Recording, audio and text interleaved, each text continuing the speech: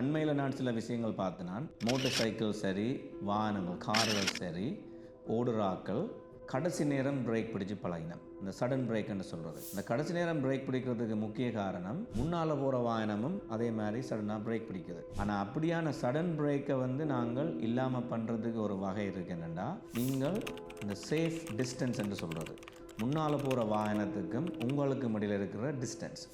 இப்போ முன்னால் போகிற வாகனம் ஒரு கனரா வாகனமாக இருந்துச்சுன்னா அவையால் சடன் பிரேக் பிடிக்க இயலாது.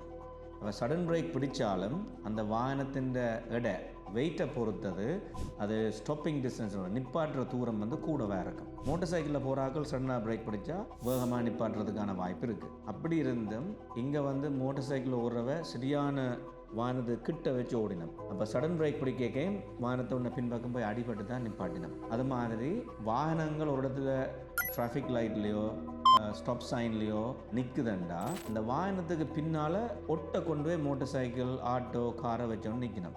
அதில் இருக்கிற விபத்து என்னென்னா, முன்னுக்கு நிற்கிற வாகனம் ஆட்டோமேட்டிக்காக இருக்க வாய்ப்பில்லை, மேனுவலாக இருக்கலாம். இந்த மேனுவலாக இருக்கிற வாகனம் என்ன செய்யும், கிளட்சை அமர்த்தி பிரேக்கை விட்டால் கொஞ்சம் பின்னுக்கு உருளும்.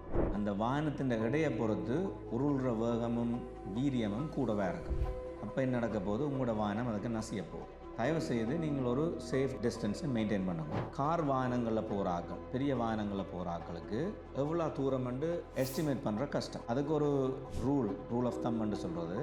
அது எப்படி என்றால், அன்னளவாக சொல்கிற தூரம் நீங்கள் உங்களோட கார்லேயோ பெரிய வாகனங்களையோ இருந்து கொண்டு முன்னால் நிற்கிற வாகனத்தின் சில்லு ரோட்டில் படுறத பார்க்குற மாதிரி நீங்கள் இருந்தீங்கன்னா உங்களுக்கு அது சேஃப் டிஸ்டன்ஸ்.